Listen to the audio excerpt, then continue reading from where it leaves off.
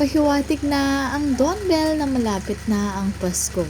Sa kanilang ini-endorsong mga cellphone at tila'y nag-post ang dalawa. Tanong ng karamihan, ano kaya ang magiging agenda ng dalawa sa paparating na Pasko? Susunduin kaya muli ni Donnie at kasama niyang magpasko kasama ang Team Pangilinan? Maraming nagre-request sa podcast ng Don Bell.